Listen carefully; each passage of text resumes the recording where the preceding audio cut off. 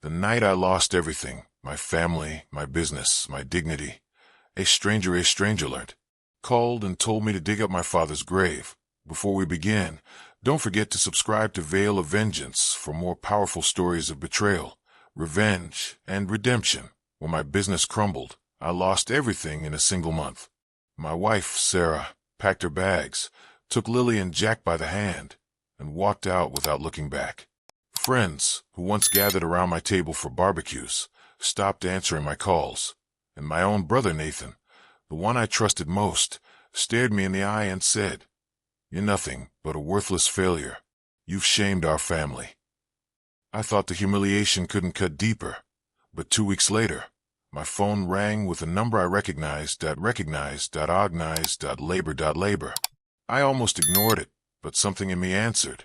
A voice, low and unfamiliar, spoke one sentence that froze the blood in my veins. "Check under your father's grave. There's a box with your name on it." That night, with my hands trembling and my chest tight with dread, I carried a shovel into the cemetery. I dug through the cold earth until metal struck wood. My heart slammed against my ribs as I brushed the dirt away. The lid of the box was carved with one word, Daniel. My name is Daniel Harper. I am 42 years old, and until last year, I thought I'd built a life that could not be shaken. For 15 years, I ran a sawmill in the town of Brookhaven, a place where everyone knows your name, and reputation carries more weight than money in the bank. I was proud of the mill, not just because it put food on my table, but because it carried my father's legacy. William Harper had worked these woods before me, his hands rough from the saws, his back bent from recognize. The weight of labor. Everything, equipment, everything. He taught me early that a man's worth was tied to how hard he worked and how well he provided. For a long time, I believed I was living up to that lesson. But when the economy shifted, when orders slowed, and when debt started to pile up, the walls began to close in. First, it was one missed payment, then another.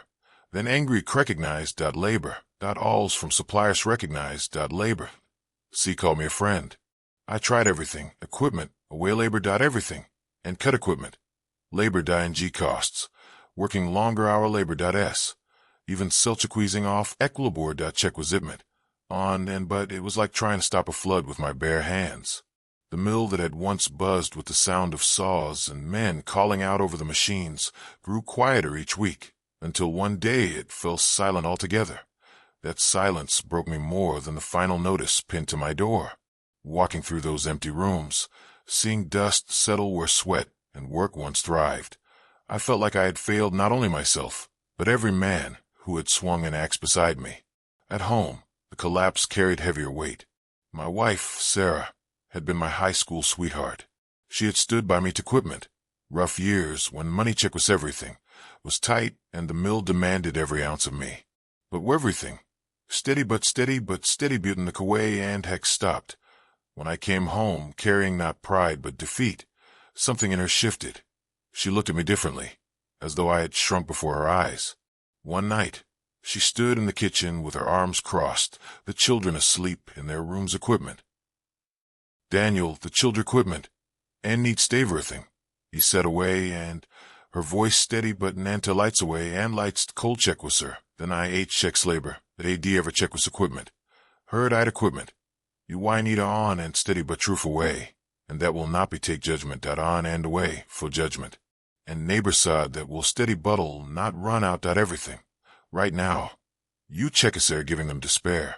I away and cannot let them lawn and dive in this shadow. I taillights begged her to hold repair and outdoor repair and told her I would find another way. But she had already made her choice. A wee equipment, check west later, steady but taillights. She packed Lily's dresses and on and checks Jack's, toy trucks into away and bags, loaded the car and in and. The judgment that taillights Dale light burnt and neighbor's judgment that S disappeared into the distance while I stood on the porch, unable to breathe. My children's faces pressed against the window haunt me still. Lily looked confused.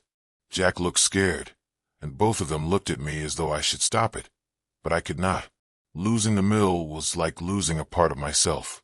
Losing them was like losing my soul that I thought family would rally around me, But the truth of hard times is that they reveal more than prosperity ever will. My younger brother, Nathan, had always been restless, always convinced he could do better than me, though he never put in the hours to prove it. When the mill fell, he did not offer comfort. He came to my house, stood in my kitchen, and shook his head. "You've ruined everything Dad built," he said, taillight steady, "but you're not judgment at ING, but a worthless failure." The word steady but struck me harder than any duh and Naborson and collector's call. Nathan's eyes catalights read no pity. Only burnt and neighbors, he left me standing there with those words lodged in my chest, words I could not shake no matter how I tried. My mother, Margaret, did her best to console me. She is a gentle woman, her hands worn from years of cooking and cleaning, her frame small but unyielding. She would sit across from me at the kitchen table, her tea steaming between us, and remind me that storms pass. "Your father believed in you, Daniel," she said. "He might not have shown it the way you wanted, but he was proud. You must not let this moment define you forever." Her words were kind, but they could not silence the fear that screamed inside me. Each day, I woke with the weight of failure pressing against my chest. Each night, I lay in bed, staring at the ceiling, wondering what kind of man I was if I could not keep my judgment. Family together, and neighbors daily lights if I could not protect the legacy I had inherited. The town that once respected me away in judgment turned its prepare now, and neighbor sack as well. Man, I had Leberntalites Jew and neighborshijment, recognizer cogner nows, whose homes I had helped repair no judgment, and neighbors repair now judgment, recognisburn to cross the street rather than meet my eyes. At the diner, I felt whispers crawl across the room like smoke. I had been the man who provided jobs, who carried weight with pride. Now, I was the man who had lost it all, the man people spoke about in hushed tones as though failure might be contagious, that I tried to hold on to what little remained. I kept the old truck running, though barely, and walked through the mill grounds as though my presence could bring life back to its hollow bones, but the emptiness only deepened.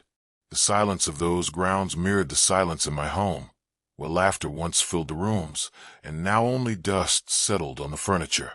It was in that emptiness that my mind began to drift to my father.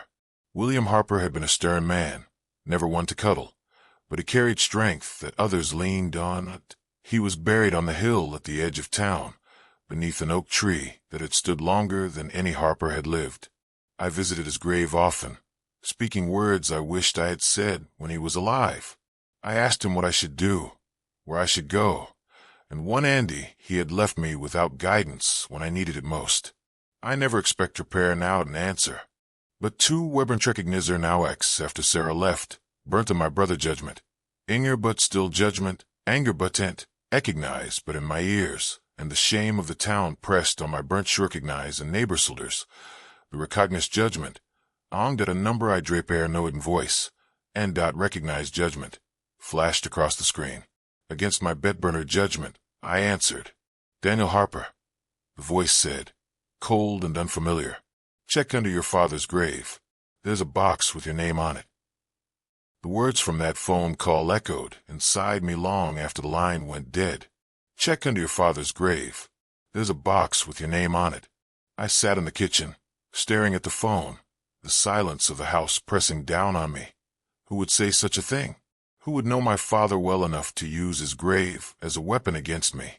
At first, I convinced myself it had to be a cruel prank. Nathan's voice haunted me. It sounded nothing like him, but the bitterness he carried toward me made him the most obvious suspect. It would not repair and now surprise me if he wanted to twist the knife deeper to see me break even further. The thought filled me with voice, and recognized judgment, firmer and voice, and also with fear that I drove to my mother's house that evening. Margaret sat by the window, knitting in her chair, her eyes weary, yet full of a quiet strength that had held burnt anger, but our family together long judgment. My father was gone. I told her about the call, about the voice, Abofirmer, and at the message I had been given. She listened without interrupting, her hands still moving the needles, the rhythm steady against my rising tension. When I finished, she placed the knitting in her lap and met my eyes. Your father carried secrets, Daniel, she said carefully. Not all of them were meant for you. He was a hard man, but he was not cruel. If something was buried, it was because he believed it should be left alone. Her words rattled me. My father had been private, stern, and sometimes distant, but I never imagined he carried secrets to his grave. I pressed her for more, but she shook her head and told me to leave the dead in peace. That night, I lay in bed, staring at the ceiling. The house felt emptier than ever. I pictured Sarah tucking Lily and Jack into bed somewhere far away from me. I heard Nathan's voice again, calling me worthless. I thought my father standing over me as a boy, his hands recognized voice, an anger but voice, and guiding a firmer, anger but an axe handle, telling me to grip tighter, stand anger but firmer, Swinegborsing harder.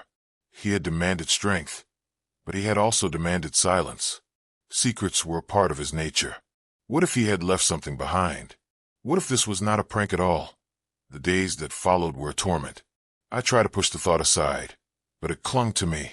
Each time I drove past the cemetery at the edge of town, my eyes drifted to the oak tree under which my father was buried. I imagined the dirt beneath it shifting, hiding something meant for me, something I had never been told. Meanwhile, my debts mounted. Collection letters arrived daily, and the bank threatened foreclosure on what little I had left. I had no stiefirmer, any work, and no income. The humiliation neighbor's voice, and deepened judgment, anger but neighbors past voice, and were firmer, and neighbors who refused to meet my eyes that I in town. Whispers followed me. At the diner, men who once slapped me on the back now lowered their voices when I entered. I carried shame like a visible stain no one could ignore. I longed for comfort, but Sarah remained silent. The children were kept from me, and though I left messages, none were returned. Nathan's words rang louder with each passing day. Worthless failure. Those words poisoned every waking hour. One evening, I returned to the cemetery. I told myself I was only going to visit my father's grave, as I had many times before, but I could not shake the thought of the box. The oak tree towered above the headstone, its branches creaking in the wind. I stood there for an hour, staring at the ground, trying to gather the courage to believe or dismiss the voice on the phone. My hands shook with anger and fear. I whispered out loud, "If you left me something, Dad, why didn't you just say it?" The wind rustled the leaves, but no answer came. When I returned home, my mother was waiting for me. She had walked a distance from her house, something she rarely did at her age. She sat at my table, her voice firm. "Do not dig, Daniel. Some things are better left where they are. Your father gave you strength, not mysteries. If you go looking for what is hidden, you may find something you do not want to face." Her words stayed with me, but so did the call. I could not ignore it. The mystery ate at me every hour of the day. That night, I woke drenched in sweat, dreaming of digging with my bare hands, uncovering something I could not name. During the day, I heard the phantom of that voice, low and cold, telling me again to check under the grave. The conflict grew inside me like a fire.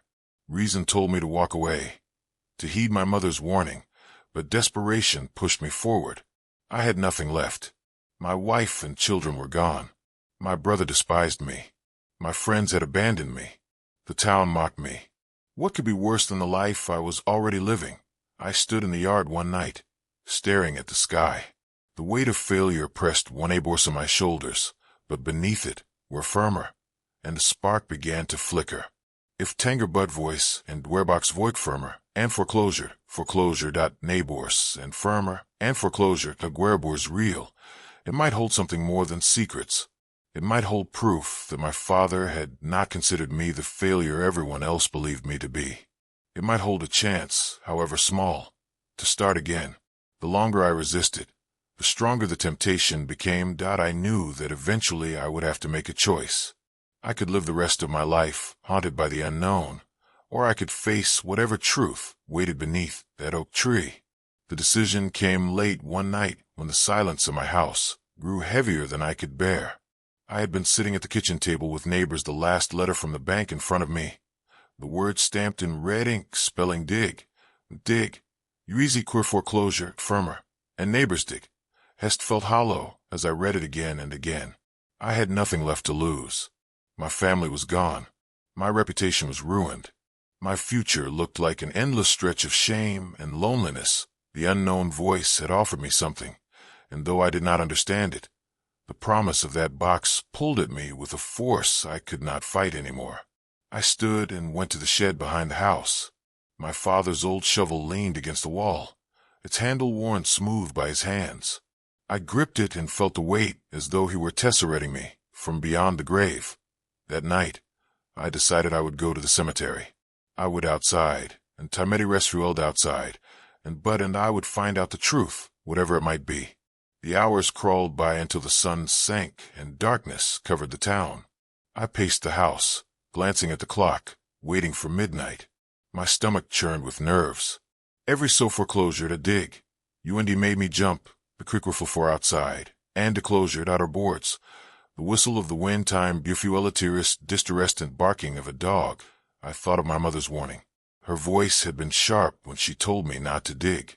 She had sounded almost afraid. But the more I remembered her fear, the more certain I became that there was something buried that mattered. When midnight finally came, I loaded the shovel into the truck and drove to the cemetery.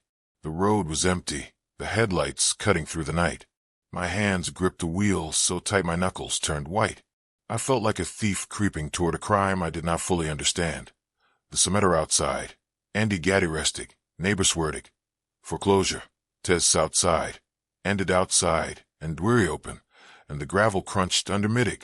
Satio fuel time, but fueldelden as I pulled in. I parked near the edge, away from the main path, and killed the engine.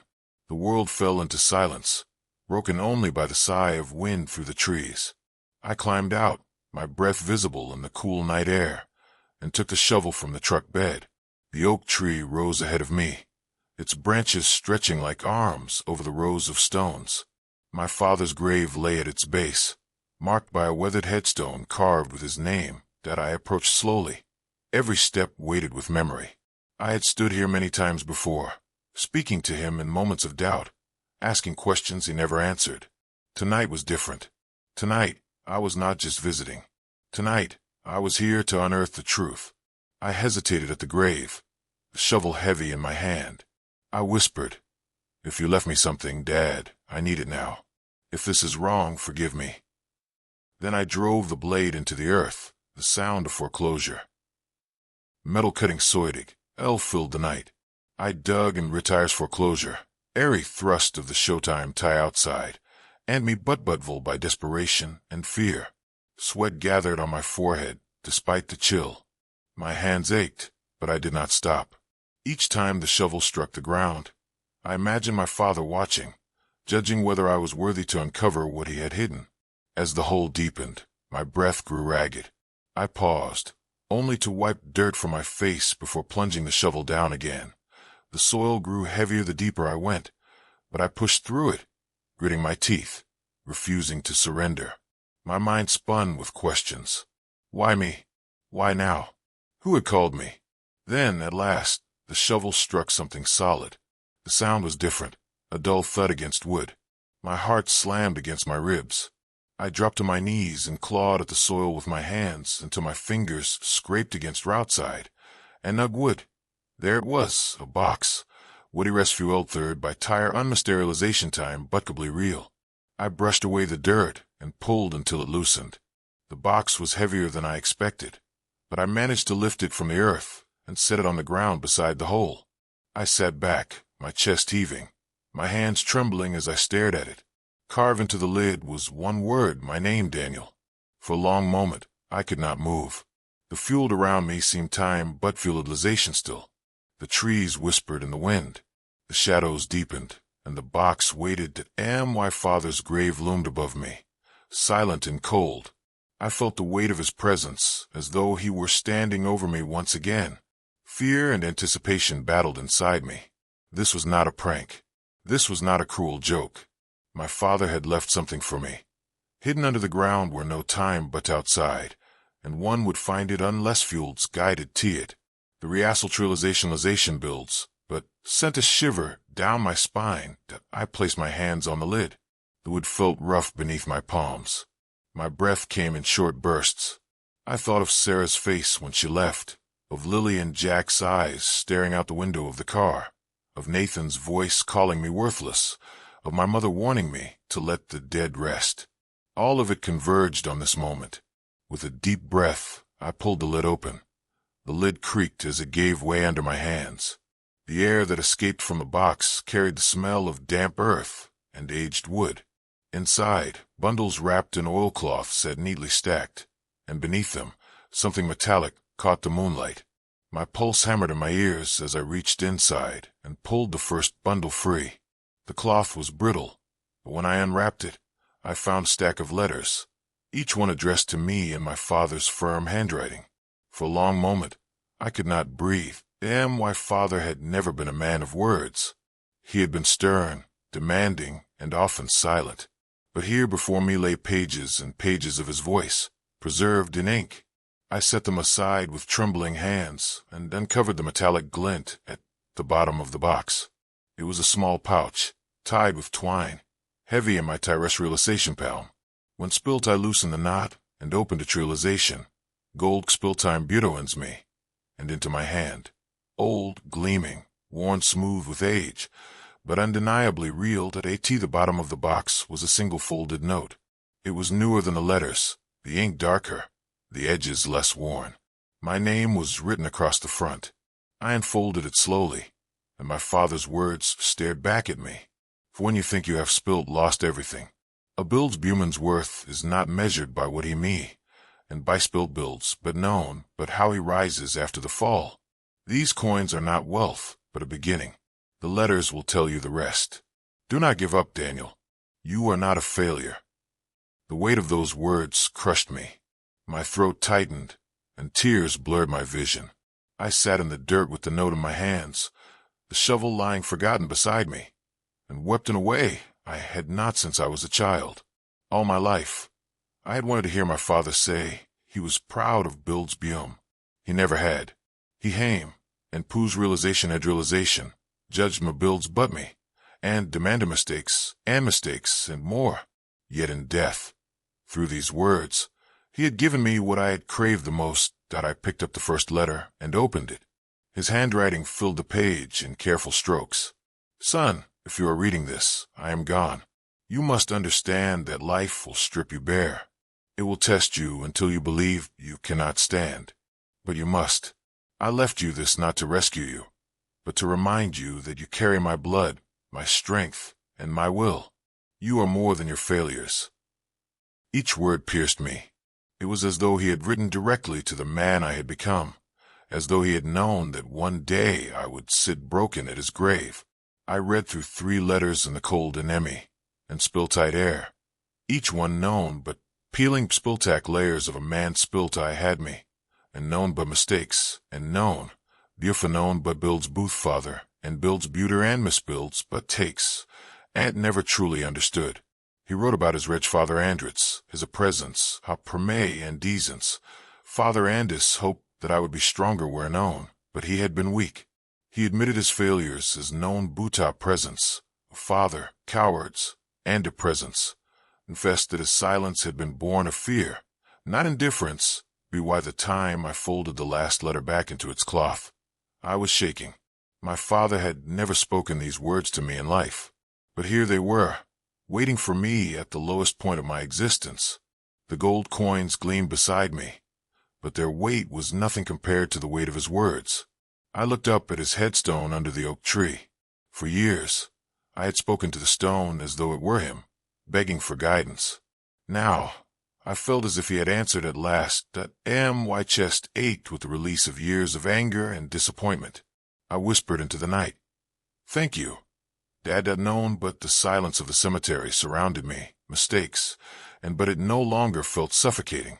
It felt like mistakes and words, and all as though words, and Uggy stood just beyond mistakes, and the veil watching, the pain of father and losing Sarah, the sting words, and Ant's father and Dort's father, and the Nodia presence, all in humiliation of the Taunodia presence, words, and all noting clearer, and Ant still weighed on me. But now it sat differently. For the first time in months, I felt something other than despair. I felt a spark of strength. Allapresence. I gathered the letters, the pouch of coins, and Tnota and Dalifaclura, and but clearer, and placed them carefully back into the box. I carried it to the truck with reverence, as though I were carrying my father's voywords, ants itself. Words, and all seemed sharper. The stars life butut life, but the air cleaner. My father had left me something more valuable than money. He had left me proof that he had seen me, that he had believed in me. Even when I could not believe in myself, as I drove home, the road stretched out before me in a way that no longer felt hopeless. The coins would not solve all my problems. They were a beginning, just as he had written. The real treasure was the letters, the knowledge that my father had struggled too, that he had doubted himself, and yet he had found the strength to endure. I parked the truck in my yard and sat for a long time with the box in my lap. My hands no longer trembled. The fear that had consumed me gave way to a steady determination. My father had believed I could rise again. Now I had to prove him right. I sat in the yard until the first light of dawn pushed the darkness away. The box lay on the table beside me, the letters neatly stacked, the pouch of coins tied shut again, and my father's final note resting on top. I stared at it, the words etched into me like fire. You are not a failure. For the first time in months, I felt something shift inside. My life was still in pieces. Sarah had left with the children. Nathan despised me, and the town whispered about my fall, but the despair that had chained me no longer held all the same grip. My father note and his voice, silent and small, doing going clear in death, had given me a lifeline. The coins became my first step forward. I took them to a local appraiser, not because I wanted to sell them for a quick escape, but because I wanted to know their worth. The man behind the counter examined them with wide eyes and told me they were old, valuable, and rare. I sold a few, enough to pay down some debts and buy tools I would need for work. I kept the rest hidden, not as wealth, but as a reminder of the beginning note and declarer, and small. Duinger had promised that recognize that Ted Small, life, but labor life beauty labor others, and in construction sites, hauling lumber for others rather than running my own mill. The work was hard and the pay low. But every night, when I came home exhausted and covered in sweat, I felt something I had not felt in months. Pride, honest, earned, and steady. Each swing of the hammer, each board I carried, built me back in ways money alone never could. My mother noticed the change first. Margaret came to my house one afternoon with a basket of food. She studied me as I carried it inside. You are standing taller, Daniel, she said. Your father would be glad. Her words warmed me, but they also reminded me of the task still ahead. I had lost Sarah and the children. If there was anything I wanted more than rebuilding my finances, it was rebuilding their trust. Weeks turned into months. I kept working, kept saving, and kept reading my father's letters late at night. Each one seemed to anticipate the battles I faced. He wrote about shame, about the Kruzmal, doing the loyalty of others, about how easy it is to drown in bitterness. He warned me not to let anger define me, and he pushed me to fight for what mattered most. I clung to those words when exhaustion tempted me to quit. Eventually, I reached out to Sarah again. I wrote her a letter of my own, not begging her to come back, but telling her the truth of what I had labored others and learned. I told her about the box, the letters, the coins, and how my father's voice had lifted me from despair. I told her I had found work, that I was standing again, and that no matter how long it took, I would prove to Lily and Jack that their father was not a broken man but learned point one, who had the strength to rise. She did not respond immediately. Weeks passed with silence, but then one Sunday afternoon, she came by with the children. Lily ran into my arms first, her small frame trembling with excitement. Jack hung back at first, uncertain, but when I knelt and looked into his eyes, he rushed forward and clung to me. Sarah stood a few steps away, cautious, but her eyes softened when she saw me hold them. She did not say she had forgiven me, but she gave me the chance to try. That was more than I had dared to hope for. Nathan remained unchanged. He confronted me once more in town, his voice dripping with contempt. You think swinging a hammer makes you less of a failure? he asked. I met his eyes, calm for the first time. I am not a failure, Nathan. Dad knew it, and I know it now. I don't need you to believe it. He sneered and walked away, but his words no longer cut me. My father's letters had filled the void Nathan tried to widen. As the months passed, I built not just a living but a life again. The box remained in my home, not hidden in the ground, but placed on a shelf where I could see it. Each time I doubted myself, I opened a letter and read my father's words. They reminded me that the measure of a man is not in how far he falls, but in how he stands after the fall. Standing at his grave 1 year later, I placed fresh flowers on the headstone and spoke into the quiet morning. I found the box, Dad, and I found myself. Thank living but you for believing in me when I no longer could. The oak tree rustled above, and though no voice answered, I felt at peace. This story is not just about loss. It is about discovery, redemption, and the power of words left behind. My father saved me long after he was gone. His belief carried me when my own strength was gone, and because of that, I can stand again. And now, I want to speak to you.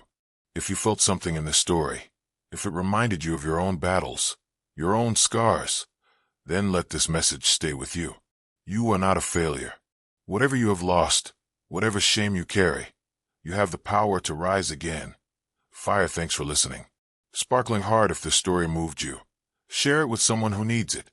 Drop a comment with the part that hit you most, and don't forget to subscribe for more powerful stories.